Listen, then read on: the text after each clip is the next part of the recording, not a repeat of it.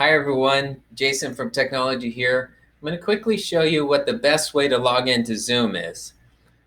The Chromebooks have Zoom on the landing screen, so the best way to log in is not to click on your meeting link, but to actually log into Zoom before you click on the meeting link. The login process is so much easier. So in the mornings when you open your Chromebook, log into Classroom, but also log into Zoom. The link for Zoom is on your landing page here. When I click on this Zoom, it takes me directly to the login page without having to do any extra steps or typing.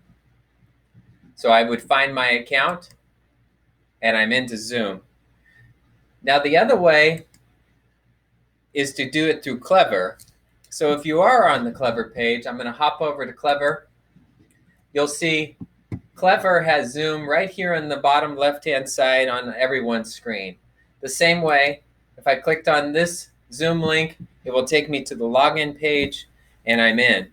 This is much faster than clicking on your meeting link and having Zoom open up in your Chromebook and then having to type your username and password over on the Google authentication page. So don't do that. This is the best way.